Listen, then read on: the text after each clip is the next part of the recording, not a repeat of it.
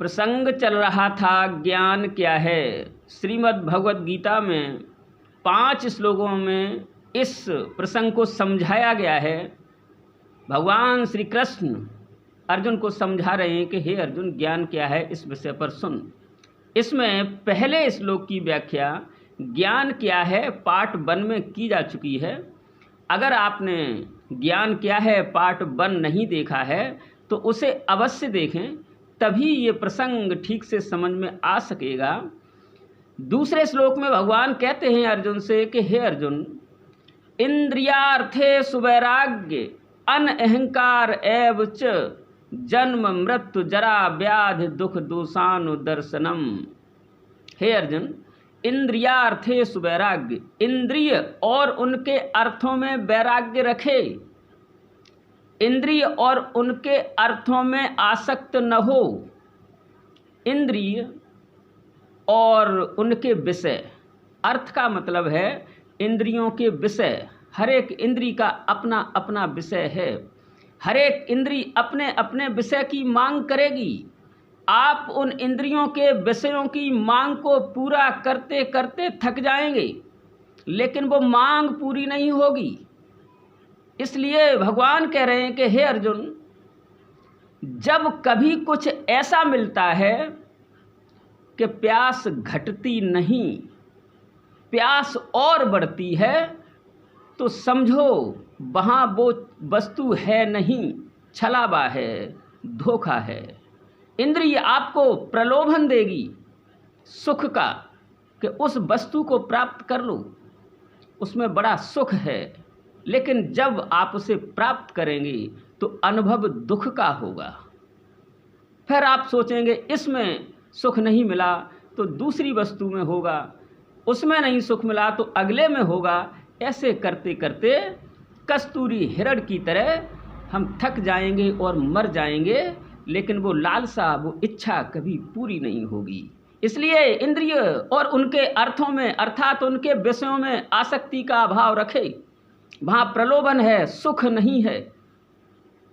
कठोपनिषद में कहा गया है, स्थूल शरीर से सूक्ष्म है इंद्रियां।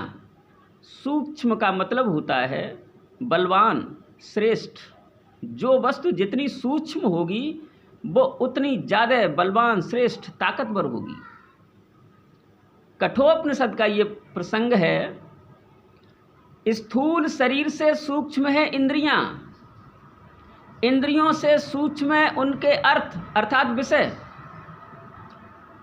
अर्थ से सूक्ष्म है मन, मन से सूक्ष्म है बुद्धि, बुद्धि से सूक्ष्म है महत्तत्व अर्थात महान आत्मा अर्थात समष्ट बुद्धि, महत्तत्व से सूक्ष्म है अव्यक्त अर्थात मूल प्रकृति, उस अव्यक्त से सूक्ष्म है पुरुष, और उस पुरुष से सूक्ष्म कुछ भी नहीं।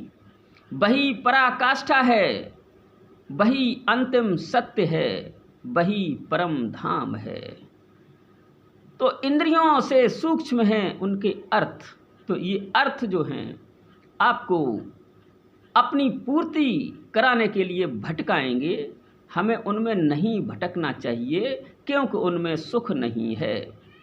तीसरे अध्याय के 34वें श्लोक में भी कुछ ऐसी ही बात कही गई है, उसको भी हम साथ में मिला लें तो कुछ ठीक से समझ में आ जाए।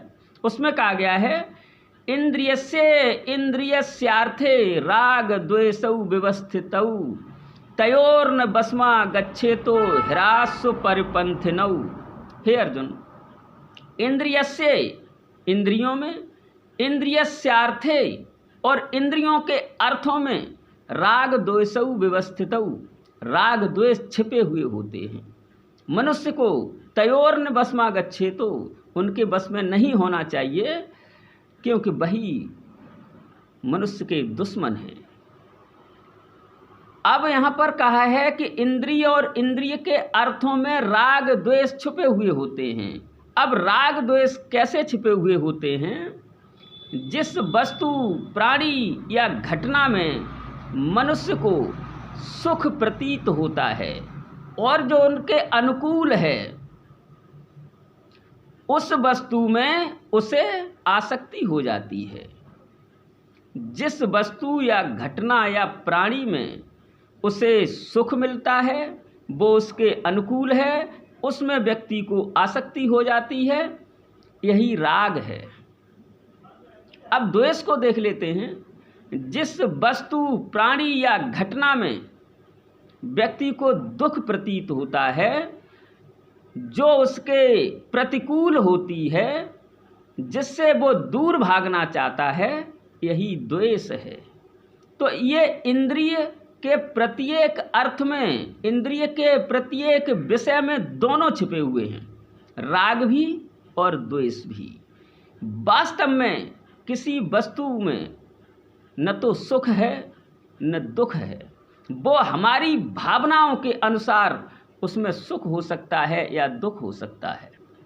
मनुष्य की भावना के अनुसार एक ही वस्तु किसी को उसी समय में सुखद प्रतीत होती है और किसी को दुखद प्रतीत होती है। जैसे संगीत सुनना बड़ा अच्छा लगता है, बड़े आनंद से संगीत सुन रहे हैं, तभी कोई ऐसी सूचना मिल जाती है जो दुखद है, फिर जिस संगीत में हमें आनंद मिल रहा था अब उसी में आनंद नहीं मिलेगा, अब वो बड़ा खराब लगेगा कि ये अभी बंद हो जाए। वास्तव में किसी भी वस्तु में न सुख है न दुख है, वो हमारी भावनाओं के अनुसार उसमें सुख हम डाल देते हैं, उसमें दुख डाल देते हैं। दो महात्मा किसी एक झोपड़ी में रहते हैं। एक दिन ऐसा हुआ, आंधी आई, तेज की हवा चली और आधी झोपड़ी को उड़ा ले गई हवा। शाम को जब वो दोनों महात्मा अपनी झोपड़ी में आए तो दोनों ने देखा कि आधी झोपड़ी उड़ी हुई है। तभी बारिश होने लगी। दोनों जो आधी झोपड़ी बची हुई थी उसमें बैठ गए। एक महात्मा जो है उस आधी झोपड़ी से देख रहा है कि अरे इसमें तो बड़ा आनंद है, यहाँ से बैठे या लेटे हुए हम चांद को देख सकते हैं, तारों को देख सकते हैं, और जो बारिश हो रही है उसकी ठंडक, ठंडी हवा सीधी हमारी झोपड़ी में आ रही है, कितना आनंद है इसमें। अगर हम जानते कि आधी झोपड़ी में इतना आनंद है तो हम तो इसे आधा ही बनाते, हम पूरा बनाते ही नहीं। उस आधी झोपड़ी में एक महात्मा बड़ा सुख ले रहा है, वहीं दूसरा महात्मा है जो दुखी हो रहा है। वो सोचता है कि देखिए पानी की बौछार भी लग रही है, सीधी हवा लग रही है, आधी खुली हुई है, ये बड़ा गलत हुआ। एक ही घटना है लेकिन दो महात्माओं को दो तरह की लग रही है। क्या एक ही घटना कभी भी दो तरह से हो सकती है? नहीं, वो तो है सिर्फ अब हम कैसा महसूस करते हैं ये तो हमारे ऊपर निर्भर करेगा। जिस व्यक्ति के अंदर संतुष्टि है, आधा गिलास पानी ले जाइए, संतुष्टि वाला व्यक्ति तो कहेगा कि आधा गिलास भरा है। जिसके अंदर संतुष्टि नहीं है वो कहेगा आधा गिलास खाली है। एक आधा गिलास भरा है, भरे शब्द का इस्तेमाल करेगा, एक आधा गिलास खाली है, खाली शब्द का इस्तेमाल करेगा। एक ही घटना को, एक ही वस्तु को दो तरीके से लेगा। प्रत्येक व्यक्ति को व्यक्तिगत जिम्मेवारी लेनी चाहिए। आप परिस्थितियों को, मौसम को, हवा को नहीं बदल सकते, आप सिर्फ अपने आप को बदल सकते हैं। आप अपने आप को इस तरह बदल सकते हैं कि किसी भी परिस्थिति का, किसी भी मौसम का, किसी भी हवा का आप पर प्रतिकूल असर न पड़े। वो हैं, परिस्थिति हैं, वो रहेंगी, मौसम आते जाते रहेंगे। आप मौसम नहीं हो गए, आप परिस्थिति नहीं हो गए, आप हवा नहीं हो गए, ये सब आपके आसपास हैं, आप इन सब से अलग हैं। बचपन में हमने जाना कि हम बच्चे हैं, बचपन में सोचते थे बच्चे हैं, फिर जवान हुए तो हमने सोचा हम जवान हैं, फिर बूढ़े हुए तो हमने सोचा कि हम बूढ़े हैं। ये बचपन, जवानी और बुढ़ापा आपके आसपास हैं। आप बच्चे नहीं थे, आप जवान नहीं थे, आप बूढ़े नहीं थे। कोई था जो बचपन को छोड़ सका और जवान हो सका, कोई था जो जवानी को छोड़ सका और बूढ़ा हो सका, कोई था जो उस बूढ़े शरीर को छोड़ चुका, जा चुका। तो ये बचपन, जवानी, बुढ़ापा आप नहीं हैं, ये सब आपके आसपास हैं। जब कोई ऐसा समझ पाता है कि हम इन सब से अलग हैं, तो वो इंद्रियों के अर्थों से दूर हो पाएगा। अगले साधन को बता रहे हैं भगवान कृष्ण, इंद्रियार्थेषु वैराग्य अनअहंकार।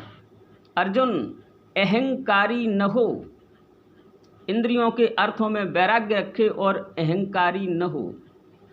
अहंकार को थोड़ा देख लेते हैं। वेदांत दर्शन के अनुसार मनुष्य का बाह्यतम अंश है स्थूल शरीर। जिस स्थूल शरीर में आँख, नाक, कान इत्यादि जो इंद्रियां हैं, ये संवेदन के साधन हैं। ये कुछ संवेदना लेती हैं, कुछ महसूस करती हैं, लेकिन आँख दृष्टि का कारण नहीं है। इसके पीछे जो इंद्रिय है वो दृष्टि का कारण है। कान श्रोतेंद्रिय नहीं है, इसके पीछे जो इंद्रिय है वो श्रोतेंद्रिय है, वो सुनने का कारण है। अगर इनके पीछे जो इंद्रिय है, जो केंद्र है, आधुनिक शरीर शास्त्र की भाषा में हम उसे केंद्र कहते हैं, संस्कृत में हम उसे इंद्रिय कहते हैं। अगर उस केंद्र को नष्ट कर दिया जाए तो आँख देख नहीं सकती। इसी तरह से अन्य इंद्रियों के विषय में भी है, तो कान सुन नहीं सकते।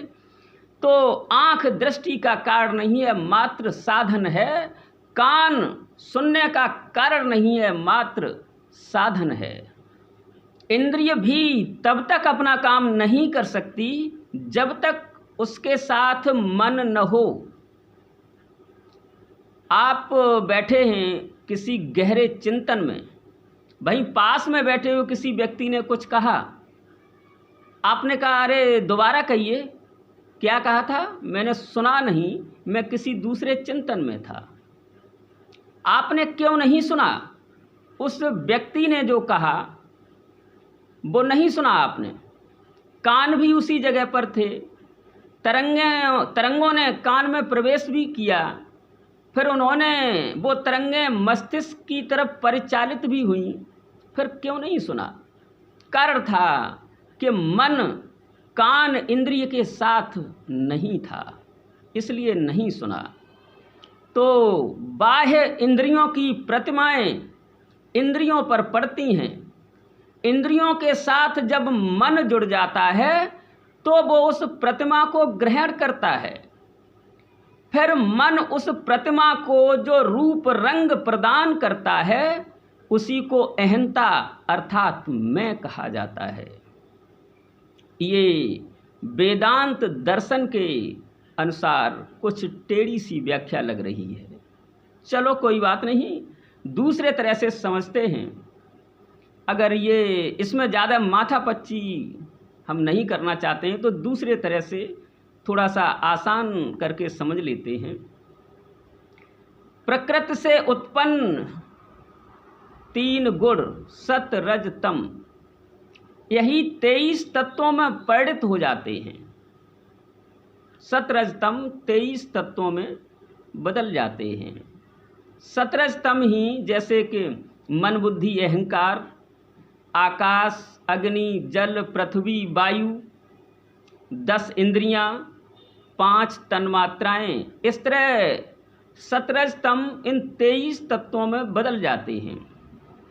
इन 23 तत्वों के संघात रूप में, एकत्रित रूप में, इन्हीं तत्वों से हमारा शरीर बना है। जब ये 23 तत्व, जड़ तत्व, ये सभी जड़ हैं, इन 23 तत्वों के संघात रूप में जब हमारे शरीर का निर्माण होता है तो जीव जो है ये अपने स्वरूप को भूल जाता है कि मैं ईश्वर का अंश हूँ, मैं शुद्ध चेतन हूँ, मैं तो शुद्ध प्रकाश हूँ, इन जड़ तत्वों से सर्वथा अलग हूँ। ये तो भूल जाता है जीव, और जीव ये मान लेता है कि ये 23 तत्व मिलकर के जो शरीर बना है यही मैं हूँ, वो अहंकार है।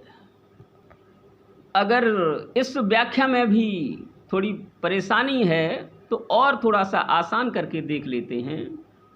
अहंकार प्रतिपल संबंधों के बीच में पैदा होने वाली एक घटना है।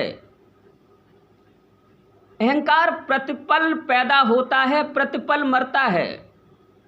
अहंकार 24 घंटे में 1000 दफ़ा पैदा हो चुका होता है और मर चुका होता है।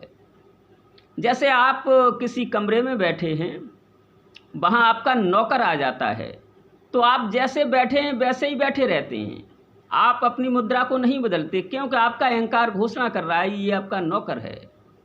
सोचिए उसी समय अगर आपका मालिक आ जाता है तो क्या आप उसी तरह बैठे रहेंगे? नहीं, उठकर खड़े हो जाएंगे। अगर परेशान हैं तो प्रसन्न होने की कोशिश करेंगे, स्वागत की तैयारी करने लगेंगे। आपका अहंकार अब घोषणा कर रहा है कि ये आपका मालिक है। अहंकार नौकर के साथ एक रूप लेता है, मालिक के साथ दूसरा रूप लेता है, मित्र के साथ तीसरा रूप लेता है, पत्नी के साथ अलग रूप लेता है, अन्य व्यक्तियों के साथ उस तरह का रूप लेता है। तो अहंकार प्रतिपल पैदा होता है और मिटता है। अहंकार से ज़्यादा मरण धर्मा और कुछ भी नहीं है। जो मरण धर्मा है वो झूठा अहंकार है।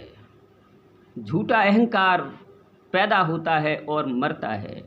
बृहदारण्यक उपनिषद में ये कहा गया है, अहम ब्रह्मास्मि।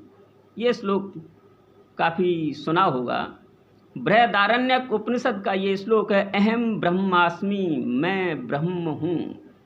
मैं तो रहेगा।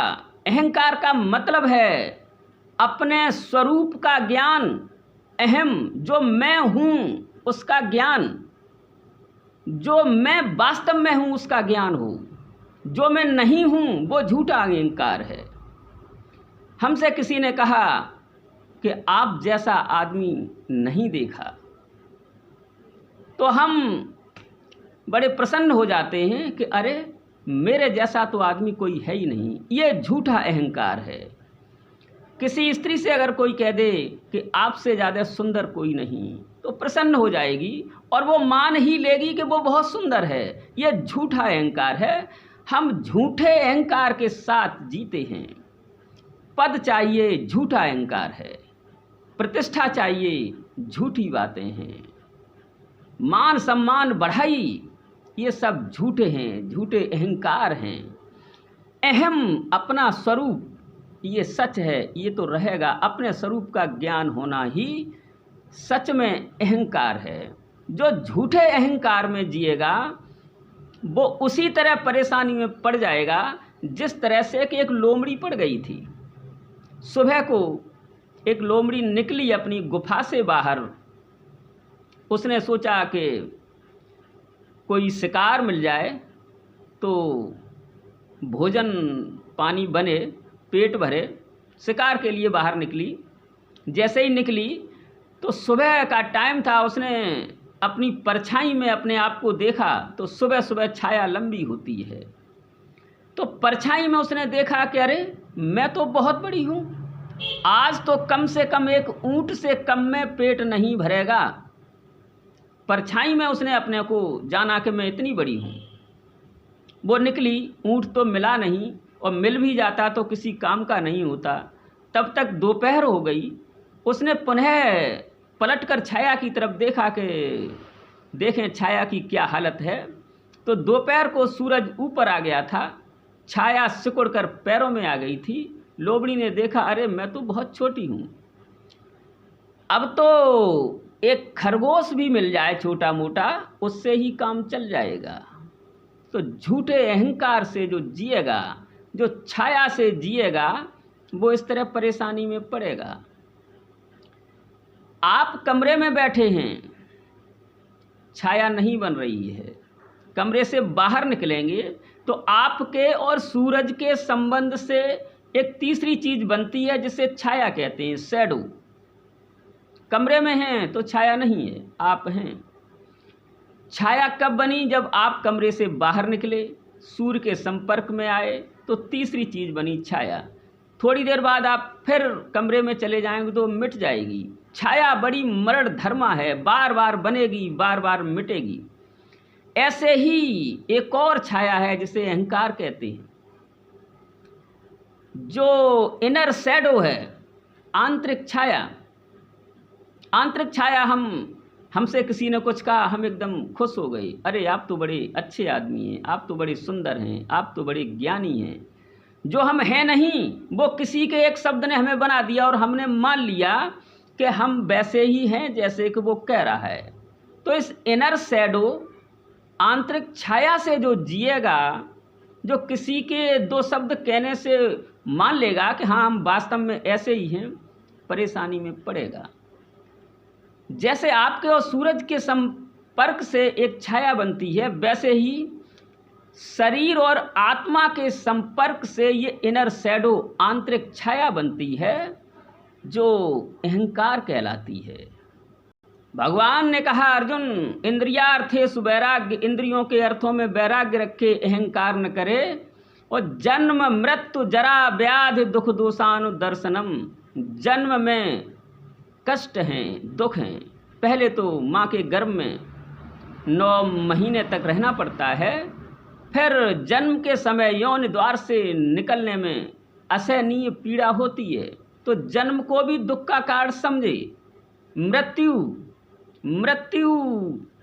यदि अगर किसी व्यक्ति की मृत्यु हो रही है तो उसकी आँखों को देखा जाए तो उसमें असहनीय पीड़ा होगी। जन्म भी पीड़ा का कारण है, मृत्यु भी असहनीय पीड़ा है। जन्म मृत्यु जरा, बुढ़ापे में भी असहनीय पीड़ा मिलती है, बुढ़ापा भी कष्ट का कारण है। जन्म मृत्यु जरा व्याधि और बीमारियां भी कष्ट का कारण है, उसमें भी असंख्य कष्ट झेलने पड़ते हैं। तो ये सब, जन्म भी, मृत्यु भी, जरा व्याधि, ये सब दुख के कारण हैं, ऐसा सोचे तो वो ज्ञानी होने के रास्ते पर आगे बढ़ सकता है।